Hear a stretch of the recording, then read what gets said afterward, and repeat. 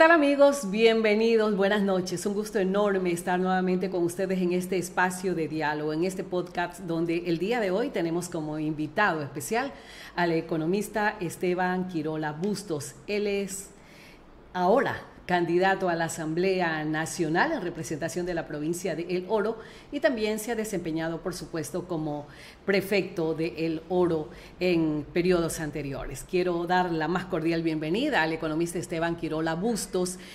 A más de darle la bienvenida, también preguntarle, ¿es el momento oportuno para ir a terciar en una candidatura para asambleísta de la provincia del Oro ante la Asamblea Nacional en un momento tan crítico que vive el país, no solamente políticamente, sino institucionalmente? Bienvenido, un gusto tenerlo con nosotros. Muchas gracias, Yane, un abrazo a toda la gente linda que nos acompaña, un gusto compartir con ustedes, les saluda Esteban Quirola.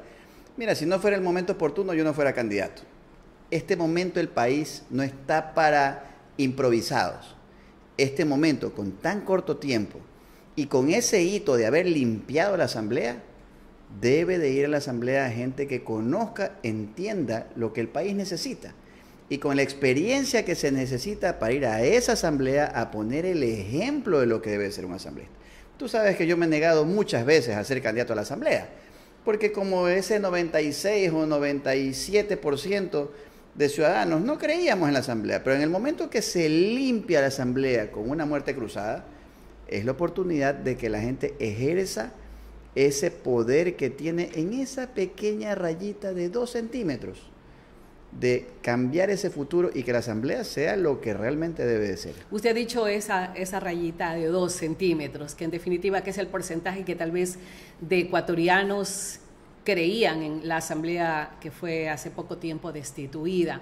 Pero ¿cómo recuperar la confianza de los ecuatorianos, de los machaleños, de los orenses, que son los que van a dar su voto el próximo 20 de agosto? ¿Cuál es la propuesta en firme que trae Esteban Quirola en esta oportunidad para llegar a legislar y fiscalizar? Muchos creen que el tiempo va a ser demasiado corto, que hasta ponerse de acuerdo, conciliar, coincidir, amarrar, y han dicho de todo, para poder lograr llegar a una presidencia del Congreso, que las vicepresidencias del Congreso, que son 2, se va a pasar el tiempo y definitivamente no va a quedar nada para poder actuar, que es lo que quiere el pueblo ecuatoriano hoy en día. Bueno, para empezar, hay 500 leyes represadas, ¿no? Que esas leyes tendrán que irse tratando poco a poco. Eso es un tema que hay que ser claro y sincero. Y sin olvidarnos de las comisiones también que hay que conformarse, ¿no? Correcto, dentro de la Asamblea. Correcto.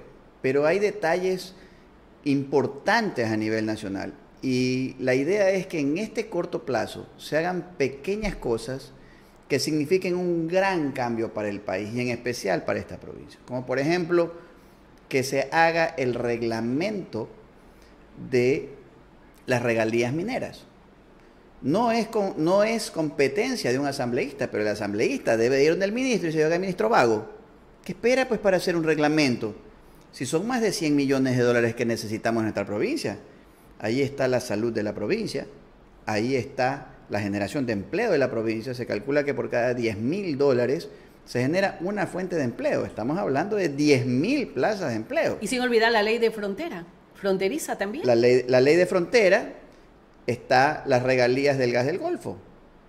Ahí está el dinero de Portuaria, está la devolución del IVA. Solamente en esos estratos de fiscalización estamos hablando de que llegamos a más de 150 millones de dólares. ¿Que acaso a nosotros no nos hacen falta? Por supuesto que nos hacen falta. Si no, vamos a ver las vivencias de los hospitales. Y hemos vivido en los hospitales. A mí me parece inaudito cuando de repente veo a un asambleísta que llega a un hospital y dice: ¿por qué no hay atención? ¿Por qué no hay salud? El gerente general de ese hospital le puede haber dicho: ¿sabe por qué? Porque usted como asambleísta no fiscalizó pues el presupuesto del Estado y no hizo poner la plata que a esta provincia le corresponde. Yo estuve ya en una función pública y sé lo que nos corresponde. Sé y conozco lo que la gente necesita, por eso yo sí puedo ir con pleno conocimiento de causa y sin el ánimo de creerme mucho, sino con el ánimo de entender que muchas de las veces más peligroso es el ignorante que el malintencionado. Una persona que ni siquiera se ha ido a comer un ceviche agualtaco, dice que va a defender a la frontera y habla de las sedes. Sin embargo, las sedes, que son las zonas especiales de desarrollo económico, ¿a quiénes benefician? Al gran empresario, al gran maquilador, al gran industrial. No aterriza en la realidad de nuestra frontera, y el pequeñito, ¿no? Que es el pequeño comerciante. Pero por supuesto, cuando existe un tratado internacional de la paz en el cual se supone o se dice que todas las zonas de frontera deben de ser de libre tránsito de las mercaderías. Entonces, hoy en día, ¿qué es lo que hace la gente? Se va a Perú, ¿y quién se gana la plata? El comerciante peruano. ¿Por qué no pueden venir o por qué no se puede hacer valer ese tratado y que quienes se ganen ese dinero sean los comerciantes de la frontera, de Guaquillas? Hay el beneficio injustamente en estas provincias de frontera que hasta el día de hoy, luego de más de una década de la firma de la paz del Ecuador con el Perú, no han podido aplicar este de acuerdo internacional. Correcto, deben ser zonas de libre tránsito. Ojo, no te estamos hablando de que de repente tú vayas y no pagues impuestos, que eso sí es la sede, porque la sede dice, ¿sabes qué? Por maquilar, por hacer, no se va a pagar impuestos y por eso va a ser un lugar de inversión. Pero el pequeñito, si va a la sede, se convertirá en un empleado. Cuando el pequeñito lo que está buscando es subsistir, el pequeñito lo que está buscando es comerciar. Hay una propuesta de que se baje en las zonas de frontera el IVA al 6%, por supuesto que la vamos a apoyar. ¿Por qué no? Porque eso nos convierte en competitivos con respecto a los vecinos del Perú, porque nosotros queremos que esa utilidad se quede con nuestros comerciantes, no con el comerciante peruano. Entonces hay que crear condiciones en las cuales te permite competir con un país fronterizo que sí puede devaluar la moneda. Claro, porque la preocupación más grande que ha tenido siempre el Ecuador con sus vecinos, tanto del norte como del Perú, en este caso, es el hecho de que nosotros tenemos una moneda que no es propia, es prestada, es el dólar. No obstante, a pesar de todos los cuestionamientos que se han hecho en muchas ocasiones de la dolarización, todo lo que pasó en el feriado bancario, no obstante, ningún candidato a la presidencia o ningún presidente o ningún asambleísta ha propuesto de que salgamos de la dolarización, a pesar de la crisis mundial que se está viviendo hoy en día. La dolarización es una camisa de fuerza, pero que al mismo tiempo te da la estabilidad. Que tenemos. Yo creo que eso es lo que se ha demostrado en el país, pero esa estabilidad que también lo ha pregonado el gobierno nacional del presidente Guillermo Lasso no aterriza en la realidad de los ecuatorianos. Un informe reciente nos habla que de 3 de 10 ecuatorianos son los únicos que tienen un sueldo fijo. Imagínense, el 7% significa que es un empleo a medias. Empleo adecuado le llaman ellos. Empleo adecuado, un empleo a medias y otros están totalmente desempleados. O sea, una realidad que la estamos viviendo hoy en día y donde hay una crisis no solamente económica, hay una crisis social, hay una actividad delictiva reinante en el país y que el pueblo ecuatoriano no espera más. ¿Qué hacer dentro de los 18 meses que le quedaría a esta asamblea que se elige el próximo 20 de agosto en materia de seguridad? Mira, la seguridad radica de la mano de la falta de recursos. Entonces, cuando hay el dinero, tú puedes implementar cualquier plan de seguridad porque vas a poderle dar camionetas, vas a poderle dar armas, vas a poderle dar municiones, vas a poder incrementar la cantidad de policías, pero si no tienes el dinero, no basta con la voluntad. Hay que buscar dónde es que nosotros podemos tener eficiencias del Estado para que esas eficiencias del Estado nos permitan liberar dinero que nos permitan al mismo tiempo llegar a tener los fondos para poder invertir en seguridad. Pero esa seguridad debe de ser integral, no solamente debe de ser todo policía. O sea, atacar el momento y repotenciar en este caso a las fuerzas del orden, sino trabajar un poco más allá, abrir ese abanico y comenzar a trabajar en prevención. El detalle es que tú tienes una policía y tienes los militares. Los militares no ayudan en seguridad interna. ¿Por qué no ponemos a los militares a trabajar en seguridad interna? ¿Por qué no coordinan entre policía y militares en vez de competir entre ellos? ¿Por qué razón hay una inteligencia que se debe a la policía cuando la inteligencia en ningún lugar del mundo se debe a la misma policía? La inteligencia es independiente. La inteligencia trabaja directamente con el primer mandatario. Y esas son cosas que nosotros debemos de cambiar para que esto funcione. Tiene que haber acciones coordinadas de seguridad entre los militares y los policías. Y tiene que haber esa riña y discordia de que yo soy más o soy menos, o esta es mi competencia. No, no, no. Lo importante es la seguridad. Y esa es la esperanza que nosotros llevamos a una asamblea, de lograr encontrar ese medio y ese punto donde todos sabemos que tenemos un montón de militares que bien podrían unirse a la seguridad interna. ¿Y desde dónde inicia la seguridad interna? De la frontera. Es como en tu casa. Si tú tienes una puerta segura, vas a dormir tranquilo. Si no tienes puerta, ¿cómo vas a dormir? Por supuesto. No duermes. Entonces, ¿cuál es la puerta del Ecuador? La frontera. Nuestras puertas están abiertas de par en par. ¿Usted considera para la que delincuencia, para el narcotráfico, para el contrabando, entran y salen como les da la gana? Entonces sí se debe de trabajar en ese sentido desde la Asamblea para que cambie la visión de seguridad. Y a eso integralmente tienes que sumarle el tema de proteger jueces y fiscales, que un fiscal de repente llega y dice, no acuso. ¿Y por qué? Porque tengo miedo de mi familia. Entonces hay que protegerlos. Adoptar digan lo que digan en otros lugares, adoptar en este momento fiscales y jueces sin rostro. Así como lo aplican en otros países de la región, ¿no? Es importante para proteger a nuestra justicia. Es más, si se aplica en ambos sentidos, o sea, ni el fiscal sabe quién es el que está acusando, en este caso ni el acusado sabe quién es el fiscal.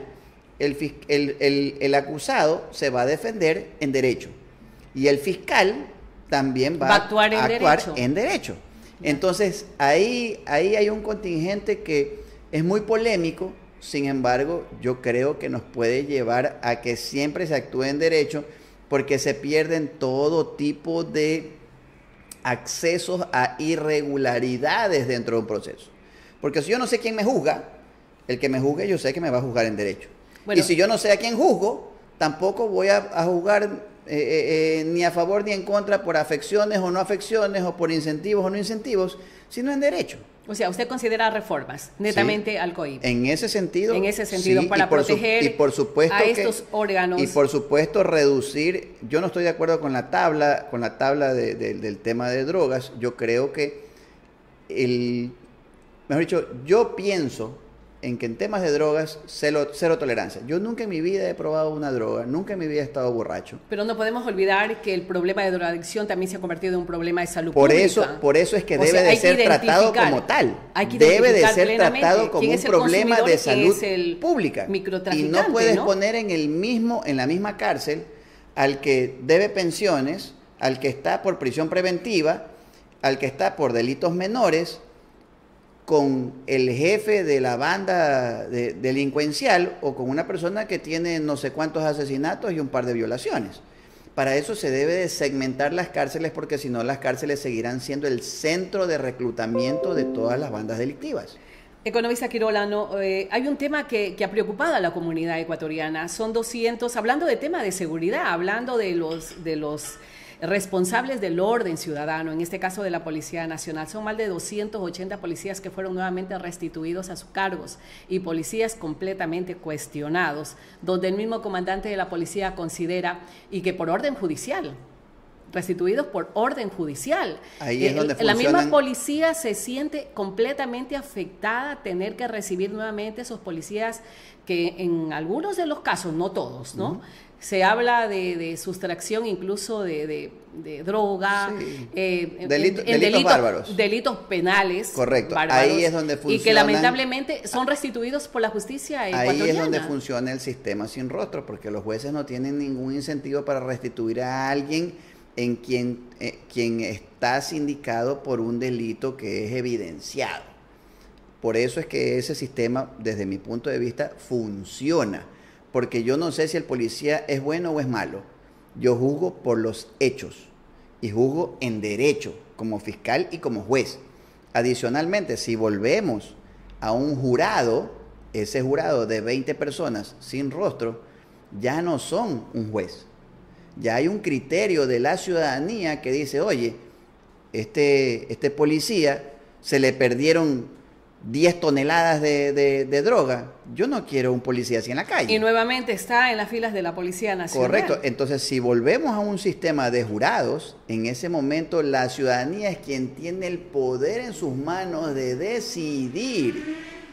Y ese sistema funciona en muchos lugares del mundo. Tú vas, en Estados Unidos se llama jury duty, que tú vas, te dan el tiempo en tu trabajo para que tú vayas y estés en un jurado, en un estrado, y tomes la decisión, obviamente previo a una capacitación, pero la ciudadanía es quien tiene en sus manos el poder de decidir y de hacer justicia.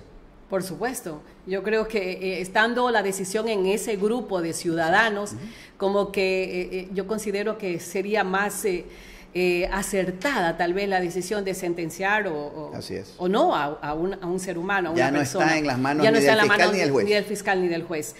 Abogado Quirola, yo sé que una golondrina, perdón, economista. Estamos metiéndole emoción a la parte judicial. Economista Quirola, es que ya lo estoy viendo como asambleísta, entonces muchas gracias. Considero por la experiencia que usted tiene, y lo importante, como usted ha dicho, es tener experiencia y que vaya gente que realmente sepa lo que tiene que hacer. Pero una golondrina no hace verano, economista.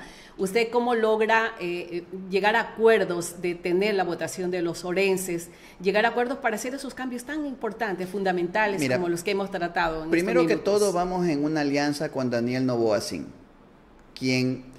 a quien nosotros estamos respaldando como Movimiento Sí 88, porque es el candidato a presidente que tiene las 3 cualidades que necesita el país en un candidato a presidente en este instante.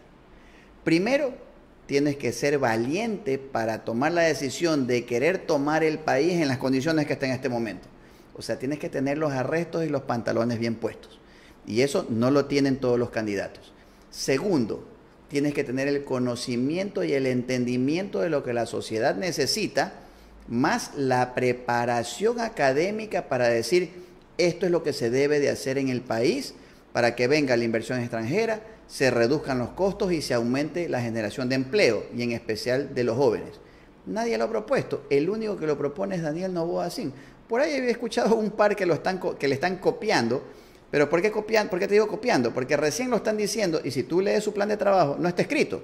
En el de Daniel Noboa está escrito, es más, él por decreto dice, nosotros tenemos que tener el 30% de jóvenes dentro del sistema burocrático, y por una razón sencilla. Primero, que los jóvenes tienen derecho a tener empleo, pero el otro detalle es que si los jóvenes no entran a la comunidad económicamente activa, el IES o Seguro Social quiebra en el 2025. Entonces, sí o sí, tienes que hacerlo. ¿Quién de los candidatos a presidente ha hecho ese análisis? ¿Ese 30% también esperan en la Asamblea Nacional?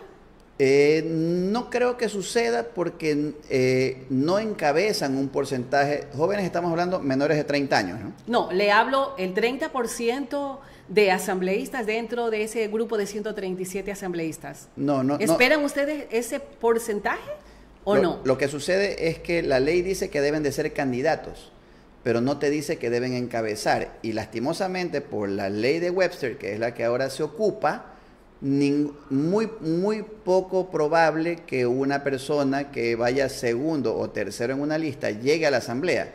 Ya. Y generalmente los que acompañan en la lista de asambleístas por debajo de los 30 años no están encabezando la lista. No hablemos de 30 años, hablo de números. ¿Se aspira lograr que existan 30 curules del movimiento que auspicia a usted y yo te estaba hablando de Daniel Noboa? Yo te estaba hablando del porcentaje de jóvenes que van a tener, que son más de 100.000 plazas de empleo generadas. Y el tercer punto que tiene que tener un presidente, Yane, antes de cambiar a esa pregunta, es que el presidente tiene que tener corazón. Tiene que tener los sentimientos de decir, oye, yo pudiera estar en mi casa, acostado en una hamaca, tomándome un agua de coco, pero yo he decidido salir a luchar por el país donde quiero que vivan mis hijos. Y eso no lo tienen los candidatos a presidente. Una campaña, unas elecciones excepcionales, sabemos que son muy pocos días, pero no obstante ya encuestas no lo ponen a Daniel Noboa en los primeros puestos. Se habla del quinto, sexto, séptimo lugar. No, Daniel en ninguna encuesta está más allá de tercero o cuarto, pero es el único candidato a presidente que tiene un techo muy alto porque no tiene resistencia. Y segundo, de los candidatos a presidente es el único que viene creciendo de una manera permanente. Él todas las semanas crece. Sale a un medio de comunicación y la gente lo escucha y dice, oye, este es un tipo inteligente. ¿Está joven? Sí. Pero ese joven tiene el brío y tiene los pantalones bien puestos para llevar a este país ¿Usted cree adelante. que su padre puede endosarle esa adhesión en las urnas? ¿El hecho de ser hijo de Álvaro Noboa? El apellido es importante no porque tenga dinero o por su posición económica, sino porque cuando en tu familia te han enseñado valores y eres hijo de una señora como la señora Anabel Asín, que tiene 30 años asistiendo médicamente al Ecuador de manera gratuita, y su hijo de esos 30 años, 10, él ha estado a la cabeza de esto, te dice cuál es su formación, te dice qué puedes esperar de una persona. Su padre un empresario que sabe atraer inversión extranjera, su padre un empresario que genera fuentes de empleo. Ya sabes qué esperar de este joven. ¿Vas a esperar empleo? ¿Qué tanto puede calar? ¿Qué tanto puede calar eso justamente en la conciencia ciudadana para el próximo 20 de agosto? ¿Usted considera que van a tener el favoritismo en las urnas que Daniel Noboa? Es cuestión de que lo conozcan. Bueno, y Daniel Noboa también puede sumarle mucho a usted en su candidatura y su lista de asambleístas. Es cuestión de que lo conozcan. La gente que lo conoce a Daniel Noboa vota por Daniel Noboa. El detalle es que a él no lo conoce el 100% del Ecuador todavía. Y como te digo, proporcionalmente, con respecto a su conocimiento, es el candidato que más alta proporción tiene. Y es el único candidato que viene creciendo sustentablemente. Los demás candidatos están en un momento elástico, o sea, sostienen su porcentaje y no se mueven. El único que tiene pendiente positiva y va creciendo se llama Daniel Noboa Asín. Esteban Quirola, y todavía faltan 60 días para las elecciones. Claro que sí.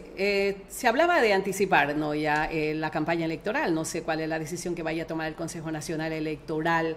Dilatar. Sería adelantar el tiempo de campaña electoral. Sí, se hablaba desde el 4 de julio, ¿no? Todo dependía. Ampliar el plazo electoral. Ampliar el plazo, sí. Esteban Quirola, ofreciendo sus propuestas de campaña como asambleísta, también están ustedes trabajando en el tema de la consulta popular, sabiendo de que habrían pérdidas económicas de miles de millones de dólares en cuanto al tema del Yasuní. ¿Ustedes también están proponiendo votar no en esa consulta popular o votar sí? ¿Cuál es el punto de vista o la apreciación que ustedes tienen en ese tema? Yo soy un ecologista declarado. Tengo a mi cargo 3 reservas ecológicas a mi cargo que se mantienen con mi propio peculio. Yo las mantengo por el gusto de tener un espacio donde la naturaleza es respetada. Sin embargo, también respetamos el hambre de la gente. Cuando fue la pandemia, en una de nuestras reservas teníamos una manada de pecarís, de los jabalíes de nosotros, de los sajinos. Y la gente tenía tanta hambre que la gente se metía a la reserva a cazar los jabalíes.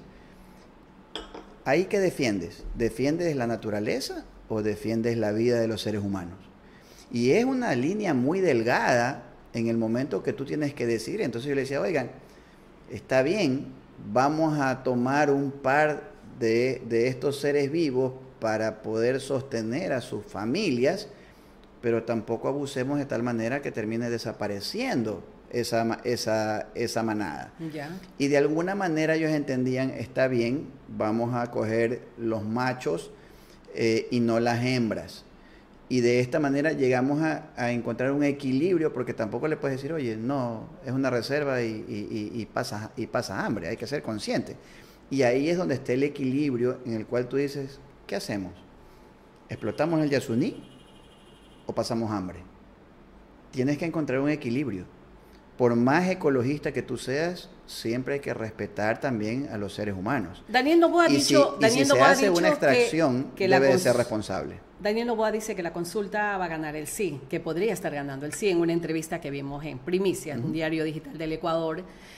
Bueno, sí preocupa, ¿no?, enormemente, porque se habla de recursos permanentes y recursos no permanentes. Los permanentes que sería para gasto corriente del Estado ecuatoriano, todo lo que tiene que ver a la función pública, y no permanentes que es para educación, salud, para justamente para sí. servicios básicos, Mira, que es lo que salen de la extracción de petróleo. Si en la consulta popular... ¿Qué hacer en ese momento que si ganara el sí, a pesar de todas las compensaciones económicas que tendrá que pagar el Ecuador, y son recursos económicos que se dejara de percibir, justamente dirigidos para servicios básicos, que es lo que se necesita para vivir? Es que, Yane, para mí el tema de los servicios básicos, eso se puede solventar, y si es que tú tienes una inversión que te genere utilidades para solventarlo más adelante. O sea, si tú me dices a mí, vamos a explotar el Yasuní, pero va a ser obligatorio que el 100% sea inversión en generación de empleo, con el dolor de mi alma yo te digo, vamos a tener que explotar el Yasuní. Pero si tú me dices, vamos a explotar el Yasuní para que la plata se vaya en corrupción, se vaya en gasto corriente, se vaya en farras, se vaya en aviones presidenciales. Se han destinado esos recursos económicos. Obviamente no podemos estar de acuerdo con eso. Lo importante es que ese dinero, y una de nuestras propuestas es que ese 10% que se habla para las personas vulnerables, se agregue unas pequeñas palabritas que digan con enfoque en desarrollo productivo. O sea, el 10% de todos los gobiernos provinciales, cantonales y parroquiales, que sea de obligatoriedad invertido en desarrollo productivo, cambiaría totalmente la visión de este país. O sea, en definitiva, ustedes consideran que no puede ganar la consulta popular. Como te digo, yo soy un ecologista convencido de eso, pero hay que sopesar. Si tú me dices la plata va para la farra, no. Pero si la plata va para inversión en desarrollo productivo, con el dolor de mi alma vamos a generar empleo. Esteban Quirola, o sea, en su campaña no se va a referir a ese tema con los ciudadanos. Nosotros vamos a respetar el criterio de los ciudadanos. Así de sencillo. Nosotros no vamos a hacer campaña ni por el sí ni por el no. Nosotros vamos a respetar el criterio de los ciudadanos. Lo que tiene que ver a la reforma tributaria, ¿piensan mantener esta decisión del gobierno de Guillermo Lasso? Mira, las reformas tributarias son importantes cuando te llevan a que eso traiga inversión extranjera. Entonces tú me dices, vamos a eliminar el ICE y vamos a bajar los impuestos al 22%, yo te aseguro que capitales van a aterrizar en el Ecuador, así, de un momento para el otro. Pero si tú no dices, vamos a convertirnos eficientes en combustibles, no van a venir los capitales. Si no bajas el costo de la luz, no van a venir los capitales. Si no tienes acceso a agua, tampoco van a venir los capitales. Cuando una persona quiere invertir, ellos no están analizando mayor cuestión, sino que ellos tienen un papel en blanco que le dice, tanto cuesta la luz, tanto cuesta el agua, y esta es la cantidad de agua a la que tienes acceso, tanto cuestan los combustibles, tanto cuesta la hora hombre en ese lugar, y tanto cuesta la energía eléctrica. O sea, tienen que darse las condiciones para que la inversión pueda llegar al Ecuador. Por supuesto, y el único candidato a presidente que las plantea se llama Daniel Noboa Singh. La seguridad jurídica también, que es lo que se necesita para que puedan invertir en este país. Mira, te voy a decir algo. China, considerado como el país con mayor extremo socialismo, sin embargo respeta la propiedad privada. Mira la cantidad de capitales que hay en China. La gente de Alemania se va a China a invertir. La gente de Inglaterra se va a China a invertir. Hay capitales de Estados Unidos invirtiendo en China. Entonces, lo que ellos analizan son las condiciones que te da el país, en especial combustible, energía eléctrica, agua, personal, que son los parámetros más analizados cuando tú quieres llevar capitales a un país y quieres generar en ese país. Y la quinta es los impuestos. Entonces la reforma económica tiene que venir de la mano de reducir los impuestos lo suficiente de tal manera que una persona diga, no me voy a Perú, sino que voy a estar en Ecuador. Acuérdate que Sumesa y Pinto, que son dos empresas grandes en el Ecuador, decidieron irse a Quisito nomás, dijo el paisano, a la frontera. ¿Por qué? Porque tenían mejores condiciones. Nosotros debemos de darle esas mismas condiciones, al menos al industrial ecuatoriano, para que no se vayan los capitales. ¿En poco tiempo usted cree que pueden hacer esos cambios importantes que necesita una reforma, el país para poderse reactivar económicamente, Janet, generar mano de obra, una reforma, parar la inseguridad? Una reforma económica solamente requiere de sentido común. Nada más. Una reforma económica requiere de sentido común. Tú dices, un asambleísta o una golondrina no hace verano. Nosotros esperamos entrar un grupo de asambleístas con Daniel Noboa. Al menos esperamos entre 17 y 30 asambleístas que queremos ir en un bloque. Pero más allá de esto, y por eso decimos poner el ejemplo, porque cuando tú ves que un asambleísta hace su trabajo y tú ves un asambleísta que no está en la chuchumequería, en el pleno de la asamblea de que tú eres no sé qué, tú eres no sé cómo, tú eres no sé qué, sino que se dedica a analizar las leyes y a proponer qué debe de modificarse en esas leyes, la gente le daría vergüenza, pues, de repente tener una intervención que esté fuera de lugar. Por eso es importante dar el ejemplo en la asamblea. ¿Ustedes entrarían a acuerdos políticos para poder lograr ese objetivo? Porque usted sabe que 30 asambleístas no es mayoría. ¿Se sentarían a dialogar, a coincidir, a acordar para poder lograr ese objetivo? Te voy a poner un ejemplo. Porque de lo contrario sería ingobernable el país nuevamente. Te voy a poner un ejemplo simple y yo creo que la percepción que tú tienes debe de ser abolida y eliminada de cómo se actúa en una asamblea. Daniel Noboa pasó 11 leyes distintas con más de 100 votos y no tuvo ningún acuerdo político con nadie. En la Comisión de lo Económico, el presidía, si no me equivoco, en la Asamblea Nacional. 11 leyes, si no me equivoco, o más, con más de 100 votos. ¿Qué te dice esto? Que cuando tú haces una ley que va de la mano de la necesidad real del país, no necesitas acuerdos políticos, solo necesitas sentido común. Pero igual, tiene que ver con el acuerdo, que yo esté de acuerdo con lo que usted está proponiendo. No. Una cosa es el acuerdo político. Otra cosa es componenda, otra cosa es amarres. Otra cosa es que tú tengas la lógica para decir, oye, todos queremos menos impuestos. Oye, todos queremos más fuentes de empleo. Todos queremos energía más barata. Todos queremos menos deuda pública. Todos queremos más inversión extranjera. En ese sentido van nuestras propuestas. Por ejemplo, nosotros proponemos que sea obligatorio que el impuesto predial rural sea invertido en la ruralidad. ¿Por qué? Porque el problema es que las ciudades están saturadas de gente y ahí es cuando viene el desempleo. Pero cuando tú inviertes en la ruralidad, la gente dice, oye, en la ruralidad tengo agua, tengo luz, tengo internet, tengo acceso telefónico y tengo mi tierrita para trabajar. ¿Por qué voy a ir a buscar un sueldo básico en la ciudad?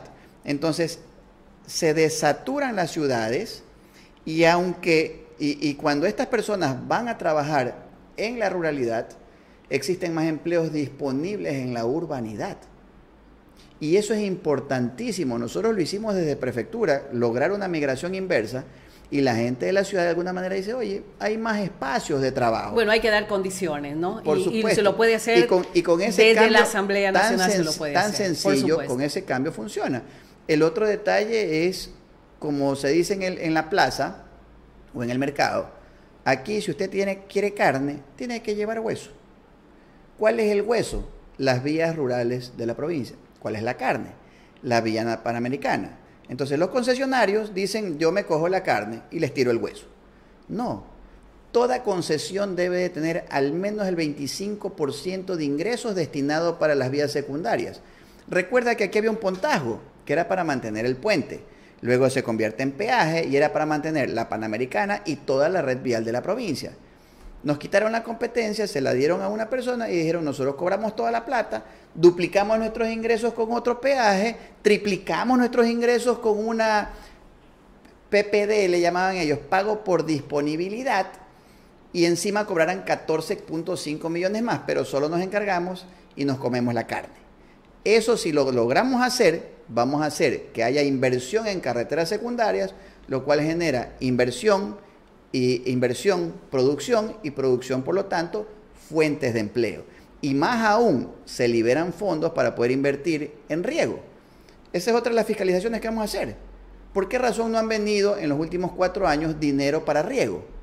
Y ojo, no estoy criticando a la prefectura, ni tampoco yo voy a ir ni a perseguir un alcalde, ni a perseguir un prefecto. Nosotros lo que vamos a hacer es ir a que se traigan los fondos que le corresponden a la provincia del Oro, que la plata del oro se quede en el oro. Nosotros exportamos 4 de los 5 productos petroleros más importantes: oro, camarón, banano y cacao. El otro es flores. Y nosotros no recibimos pues ese dinero que nosotros aportamos al país. Nosotros no recibimos, pero ¿sabes por qué? Porque hemos tenido asambleístas mudos, asambleístas que han ido y ahí se lo digo frontalmente, a la componenda, a buscar que le den una gobernación, a buscar que pongan a su sobrino de gerente en un hospital, a buscar que su amigo esté en minas, que un allegado esté en ambiente, dirigiendo una zona 7, por ejemplo. Eso nosotros no vamos a hacer. Nosotros lo que vamos a hacer es que la plata venga acá. Que si el alcalde o el prefecto la invierten mal, la invierten bien, son ineficientes o lo que tú quieras, ya eso lo juzgará el pueblo. Pero mi obligación como asambleísta es defender los derechos de esta provincia.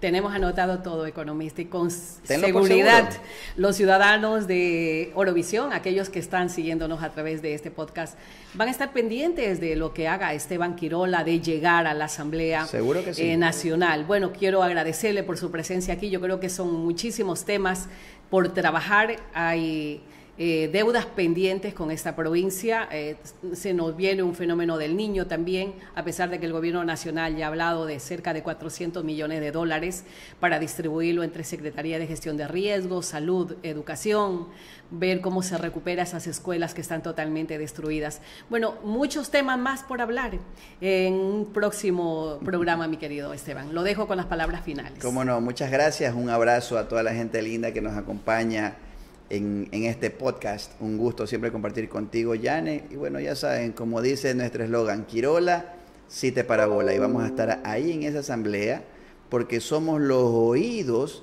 que van a llevar la voz de ustedes, de los orenses, para levantar la voz en alto y exigir que la plata del oro se quede en el oro, que sus derechos sean respetados y que por sobre todas las cosas no nos quiten esos recursos que nos corresponden, sin dejar de lado que se nos quedó el tema de la zona 7, que yo lo he expuesto claramente. La zona 7 no es otra cosa que una territorialización del centralismo de Quito. Nosotros tenemos aquí suficiente personal, lo suficientemente capacitado e inteligente para no depender de que nos den haciendo el favor de tomar las decisiones en Loja o en Zamora. Y Zamora también tiene gente y Loja también tiene gente para tomar sus propias decisiones, pero no por una zona 7, sino por los propios orenses y por sus propios medios. Bueno, hay que ganarse ese respeto y esa consideración y hacernos valer como se debe. Muchísimas gracias al economista Esteban Quirola, nuestro invitado de hoy en esta mesa de diálogo a través de Orovisión. Amigos, un abrazo para todos. Nos volvemos a reencontrar el próximo miércoles.